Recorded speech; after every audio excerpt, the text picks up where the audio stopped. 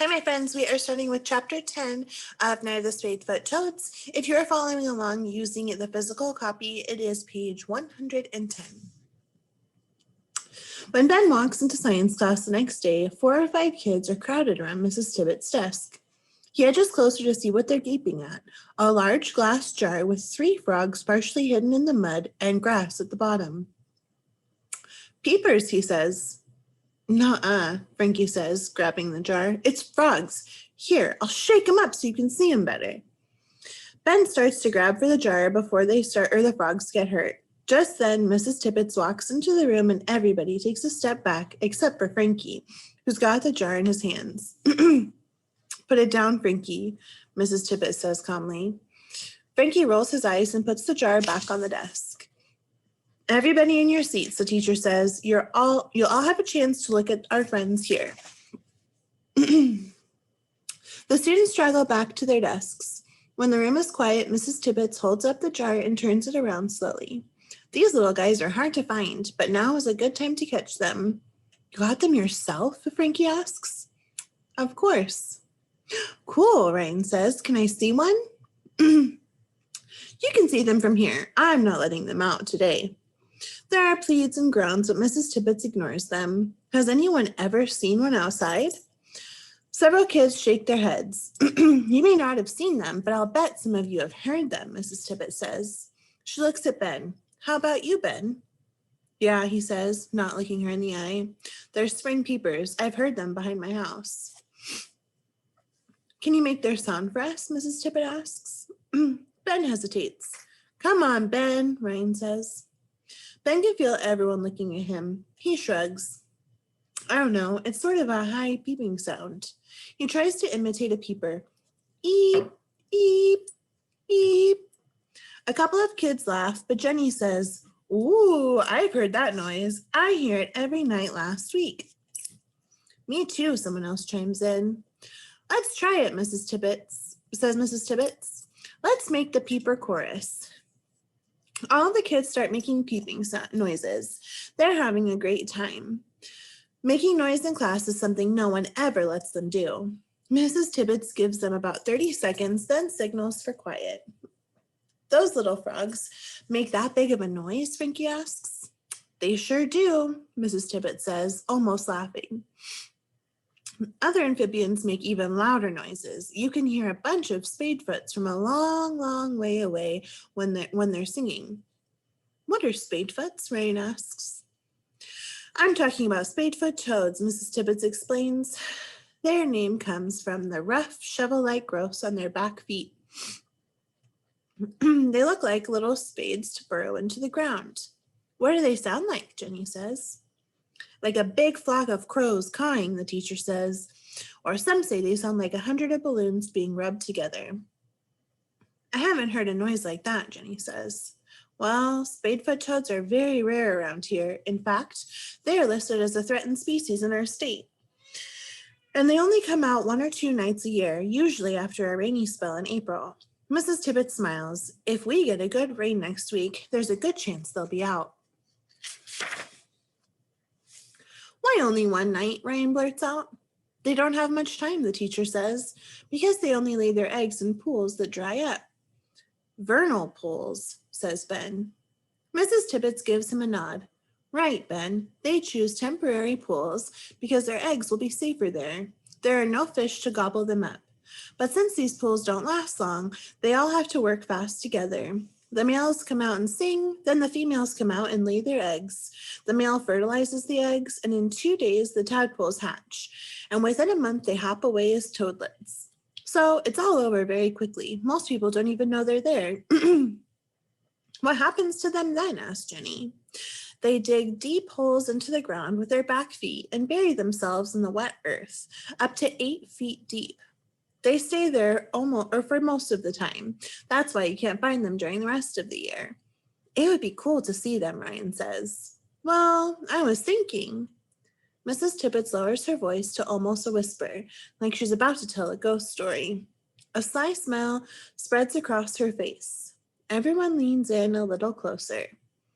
If some of you were interested, we might have a little field trip one night next week. It just so happens I have a pool on my land where the Spadefoots come to breed. Would you like that?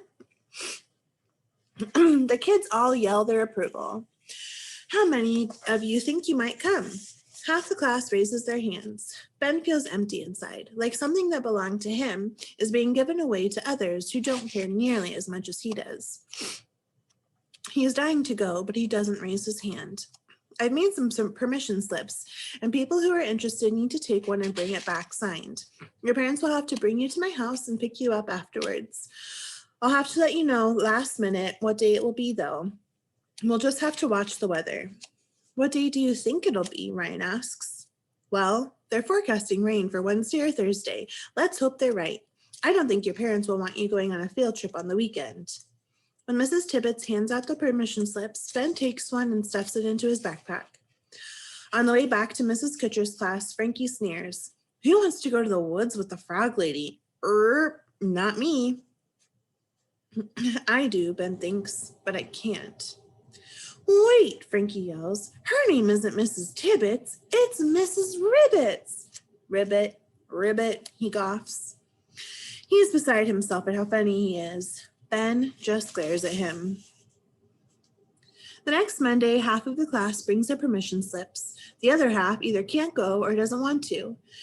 Ben's permission slip is still in his backpack, unsigned. There's no rain that day or the next day. It's like Massachusetts has changed almost overnight from a cold, dark, rainy, muddy place into a sunny world of life.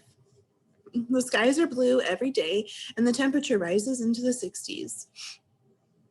On Wednesday, a few kids wear shorts to school. Is it going to be tonight? Ryan asks Mrs. Tibbets. He's asked that same question at least 24 times over the past 2 days alone. It doesn't look like it, the teacher says. It's got to really rain hard. Ben watches, feeling farther and farther away from everything and everybody. But what happens if it doesn't rain enough? Janice asks. The Spadefoots will wait until next year, Mrs. Tibbet says. They can wait 3 or 4 years before they lay eggs.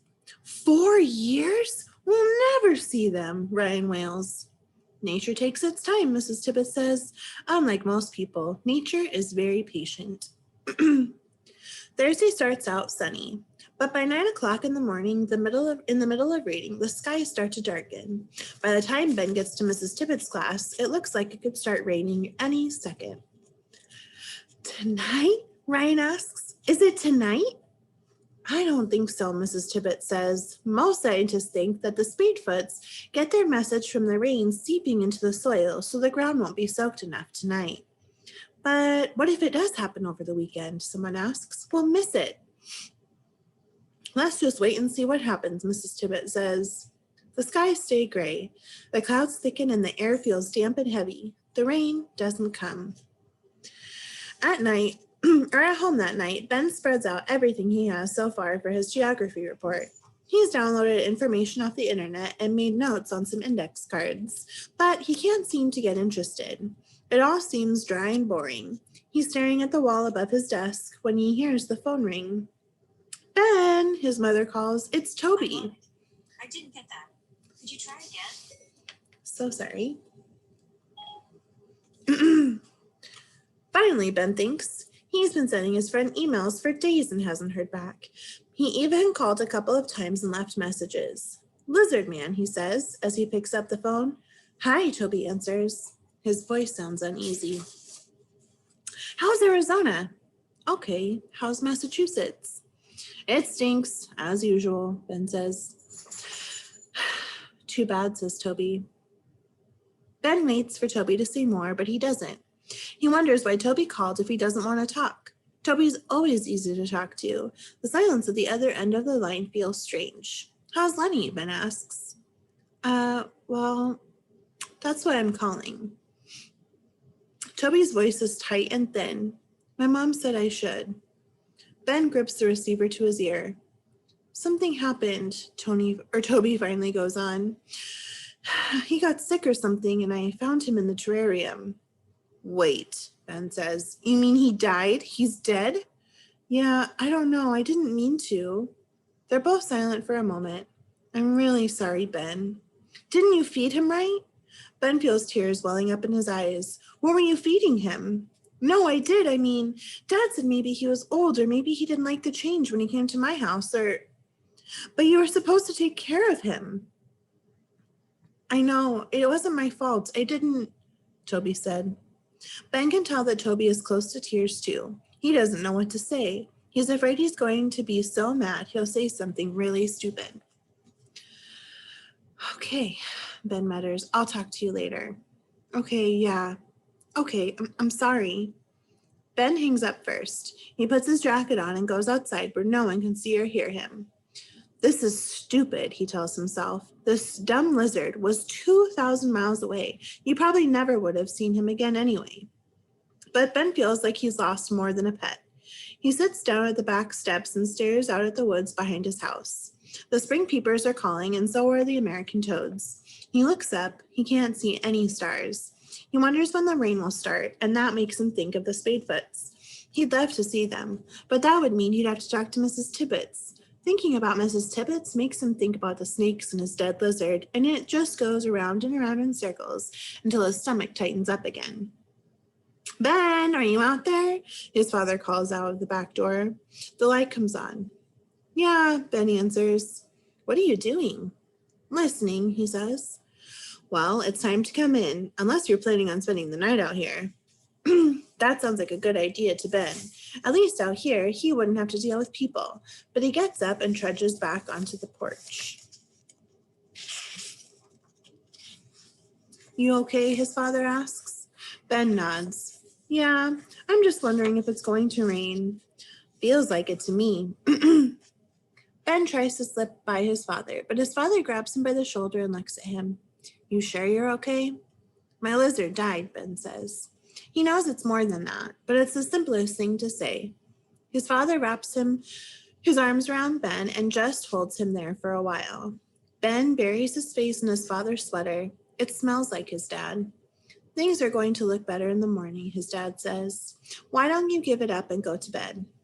Ben nods. He goes back into his room and puts on his pajamas. He doesn't really care about his homework. He doesn't care much about anything. Ben wakes up in the middle of the night. Sheets of rain are lashing against the windows of his room. He burrows down in the blankets. He's like a spadefoot deep down in the earth. He falls asleep listening to the sound of the rainstorm. It's still raining when Ben gets up. At breakfast, he goes through his backpack, finds a permission slip from Mrs. Tibbets, and asks his mom to sign it. She reads it over and frowns. Ben, it says right here that this is for a weeknight, but it didn't happen yet, and it might happen tonight because it's raining now. But I can't imagine she'll have kids over to her house on a Friday night. But what if she does? Just sign it, please. Ben pleads. His mother signs the paper and hands it back to him. You're lucky to have a teacher who will spend time with you outside of school, she says. Yeah, Ben says, I know. Ben doesn't have science on Fridays, but after lunch he goes to Mrs. Tibbets' room. She's sitting at her desk peeling an orange. Hi, Mrs. Tibbets, he says. Hello, Ben. He walks over and hands her the permission slip. This is a little late, she says. I thought there was some reason you didn't want to come. I know. Ben takes a deep breath and clears his throat. But I was thinking, if you're going to look at the Spadefoots, I'd like to come. Mrs. Tibbets puts down her orange and peers at Ben. There's no field trip now, she says. I said I'd only do it on a weeknight. It's Friday. I know, but Ben can feel the secret inside him trying to work its way out. But he can't tell her what happened. He just can't. He swallows. But I still want to come with you to look at the Spadefoots. Have your parents call me, Mrs. Tibbets says. If it's okay with them, then I'd love to have you. Okay, says Ben. Do you think tonight's the night? Seems like it to me. It's now or never. Okay, Ben says, I'll bring my new boots. New boots, huh? Says Mrs. Tibbets with a smile. Okay, I'll be waiting to hear from your parents. Are you almost ready? Ben's mom calls out. Mrs. Tibbets says she'll be by for you in 10 minutes. I'm ready now, Ben says, hurrying into the living room. I want to go too, whines Agatha. You don't even like frogs. Ben wonders if that's actually a chance his parents, or if there's actually a chance Sorry, I'm totally messing up. Ben wonders if there's actually a chance his parents would let her go. He hopes not. I told you no, Aggie, Mrs. Maroney says. You have a gymnastics meet tomorrow. You'll need to be in bed early. I still want to go, Agatha says. You still can't, Ben says. Agatha says. She spins on her heels and heads off to her room. Ben parks himself on the arm of the sofa where he can see the street. It seems like he's waiting forever, but finally Mrs. Tippett's old station wagon pulls into this driveway. Are you sure you want to go out tonight? His mom asks. It's really pouring. Ben rolls his eyes. It has to be raining, Mom. That's when they show up. You're going to get soaked, his mother says, smiling. He can tell that she's happy he's going. I've got a raincoat, Ben says, and these. He holds up his new boots. His mother shakes her head. Well, you wouldn't catch me waiting around in all that muck. She reaches to zip up his coat. She can't help herself. Mom, he said, I can do it. He pulls his hood over his head and dashes out the door. You ready? Mrs. Tibbetts asks once he hops in the car. Ben nods. Good. You can put the waders on when we get to the back to the house, she says. You're going to need them. They drive through the night with the rain pattering on the car roof and the tires hissing over the wet roads. Mrs. Tibbetts keeps a one-way conversation going the whole time. He hasn't seen anyone this excited since he took his sister Agatha to ride horses on her 7th birthday. I have never seen a more perfect night. I just can't wait. I'm wondering how many there'll be this year. The last time I was out on the right night, there must have been a dozen pairs. We'll just have to wait and see. A dozen pairs, that's all? Ben asks. That doesn't seem like very many to him. That's all. Of course, when my husband and I first started counting them, there were lots more. And as far as I know, no one else has ever spotted any spadefoots in the area. We found a few other vernal pools, but no spadefoots. Ours is the only place. Mrs. Tibbetts cuts her sentence short, and Ben looks over at her. There must be some other ones around somewhere, he says. I don't know. There aren't many left. The St. Louis slum is threatened, on the verge of being endangered. You mean endangered, like almost extinct? Like the golden toads down in Costa Rica? Right. There are still plenty of eastern spadefoots in other states, but their numbers have really dwindled in Massachusetts. Why? Well, it's the farthest north they live. There are fewer and fewer places for them to call home. Too many people, too many trees coming down and houses going up. Habitat loss. She flips on her turn signal and slows down. But let's not talk about that tonight. Our mission is to see how they're doing. Mrs. Tibbetts leans over the steering wheel and peers through the windshield. She slows even more until they're barely moving. What are you doing? Looking for toads, or salamanders. This is the place where they hop over the road to get to the pool. I find a couple of squish toads every year. Look, there's something moving right there. Mrs. Tibbetts steps on the brakes and they lurch to a stop in the middle of the road. She is crazy, Ben thought. But then he sees a small form in the beam of the headlights. Go look, Ben. See what it is. Ben looks both ways for cars. The road is quiet and dark in either direction. Then he opens his door. Be careful, Mrs. Tibbetts warns. He trots out in front of the station wagon into the path of the headlights. There, 15 feet from the car, is a small, huddled form of a toad. When Ben picks it up, it moves its hind legs feebly as if it was trying to get away. Then it hunches down in his hands. Ben runs back to Mrs. Tibbetts' side of the car, where she's rolled down the window. He holds out the toad, and Mrs. Tibbetts shines the flashlight on it. Oh, she mutters. It's just a regular old American toad, dime a dozen. Still, it's cute. She strokes its head. Ben remembers how she kissed the frog in class. All right, she tells Ben. Take this little girl and put her on the other side of the road so she doesn't have to hop across it. She's so cold, she's not moving very fast. Ben carefully puts the toad in the wet grass on the side of the road and climbs back to the car. When Mrs. Tibbetts pulls into her driveway and shuts off the engine, the rain sounds even louder on the roof of the car. You know, Ben, we make a good pair, you and me, out here hunting toads. She pockets her keys and opens the car door. Everyone's looking for a home. Ben isn't sure what she means by the last remark, but she's out of her car before he can say anything. Put the boots on, she calls to him. Let's go in the backyard. Ben pulls off his sneakers and opens the door so he can put the big boots on. As soon as he climbs out of the car, Mrs. Tibbets is already scurrying around the side of the house like a kid hurrying to see what's under the Christmas tree. He follows, the rain pattering on the hood of his jacket. He pulls it off his head and feels the cool wetness on his forehead and neck. As he comes around to the side of the garage, he's nearly blinded by a bright light. "Oof, sorry," says Mrs. Tibbets. The beam switches off and he can see that she's strapped a light on her forehead so it moves whenever she turns her head. "Come on," she motions for him to follow the walks across the grass. When she reaches the edge of the woods, she stops so quickly that Ben bumps into her. She holds up her hand. "Shh," she says, "just listen." Ben doesn't hear anything at first, at least not anything he hadn't heard already. The rain, the thunder off in the distance, the wind in the trees, the peepers calling, and the toads trilling. "What?" he asks. "Listen, they're here."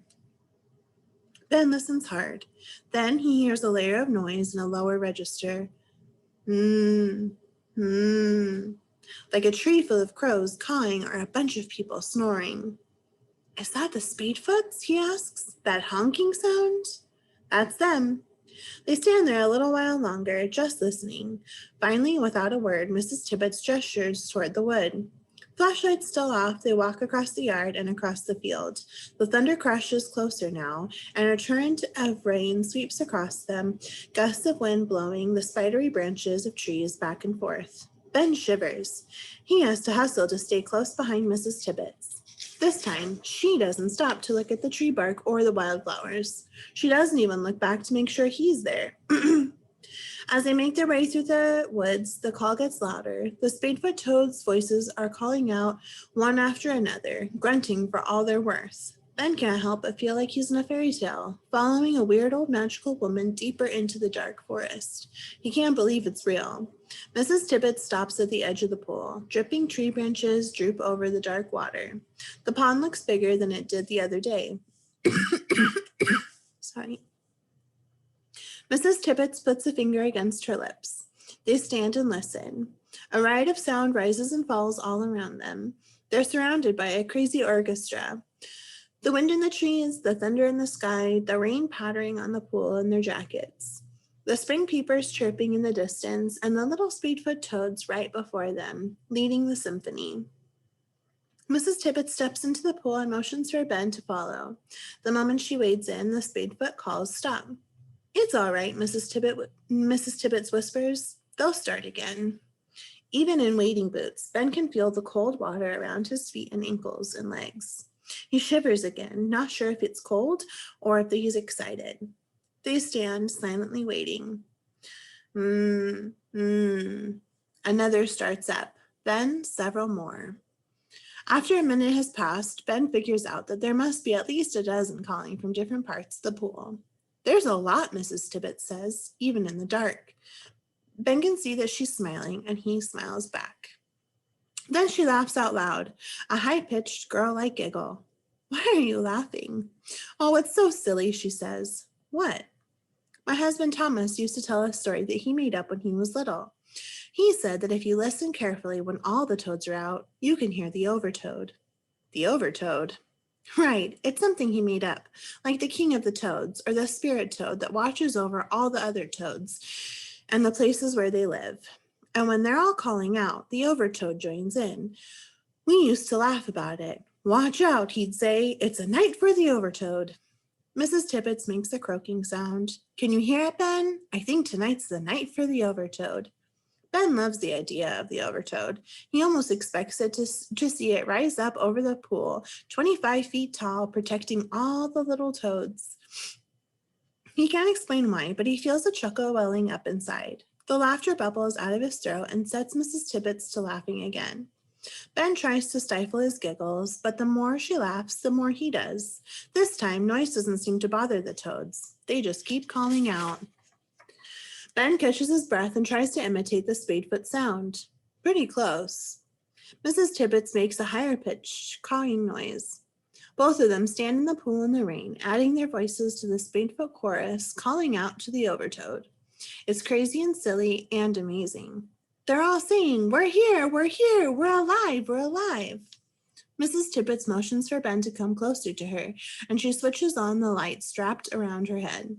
She shines it around the pool, turning this way and that, then stops the beam on a branch sticking out up onto the pool.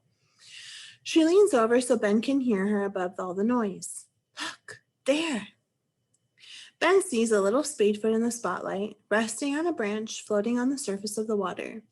Mrs. Tibbets wades over to it and Ben follows. She picks up the toad carefully and directs the light back to the branch. Just below it, there is another toad swimming through the water. She scoops that one up too, so she has one in each hand. This is the male, the one that was calling. Here's the female. She turns it over. See how fat that is? It's a bunch of eggs to lay. Here, take a toad. The male spadefoot crouches low in Ben's hand. It's smooth, not like other toads he's held. He can clearly see the 2 yellow stripes on its back.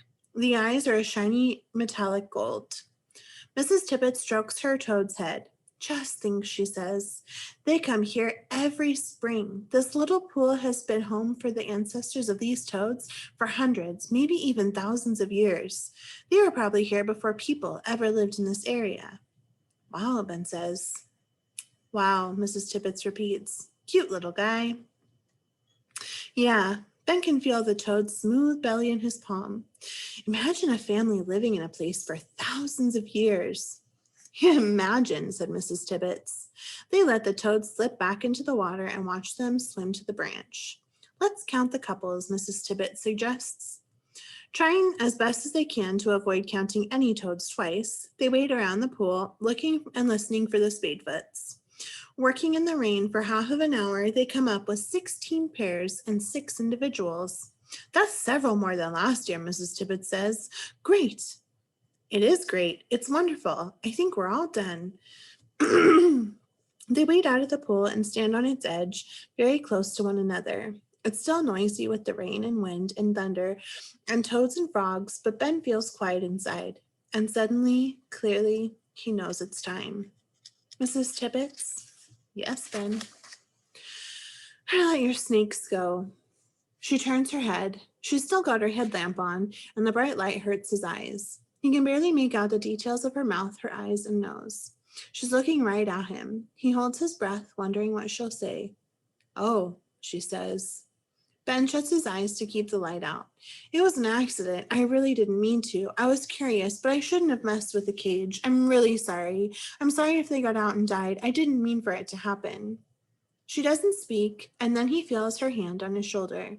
It's all right, Ben, she says. I'm sorry too, but thank you for telling me. The relief is tremendous. He doesn't know why, but he begins to cry. Great sobs come up from deep inside him, catching him totally off guard. Mrs. Tibbets switches off her headlight and puts an arm around him. They stand there awkwardly by the side of the pool.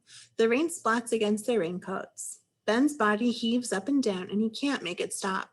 I'm sorry. Ben takes a deep breath and lets his sobs subside. I'm sorry, he repeats over and over. I'm sorry. Of course you are, his teacher says over the sound of the rain. Anyway, it doesn't really matter about the snakes now. She pauses and then she says, maybe they'll find a new home somewhere else. Wiping his face, Ben looks up at her. At first he thinks it's the rain, but then he sees that there are tears on her cheeks too. Why are you crying? Oh, I'm sorry too. For me? Yes, for you, and for all this. She shapes her arm in a semicircle, gesturing at everything around her. What do you mean? Nothing, she says. No, really, what are you sorry about? She shakes her head again. Does it have anything to do with your sister-in-law and what she said the other day? She doesn't answer. What's happening? Is there something about your home? In a way. Why? How? It's very complicated, Ben, she says. Tell me, please, Ben says. He really wants to know. For a moment, just for a second, he doesn't see Mrs. Tibbets as a teacher. It's like he's looking through a magical pair of binoculars and that shows who someone really is, not how they fit in their little mold of the world. Mrs. Tibbets sniffs and laughs again, wiping the rain and the tears from her cheeks with the back of her hand. Well, fair is fair. You told me your secret. I'll tell you mine. But let's do it inside over something warm. I love these toads, but I am certainly not one of them. She turns away from the pool and heads down the trail toward the house. The whole way back, Ben listens to the toads calling out, "We're here! We're alive! We're here!" That is the end of chapter 10. I know it's a bit longer, but chapters 11 through 13 are much shorter. I hope you enjoyed, and I will make the rest of the videos in just a moment.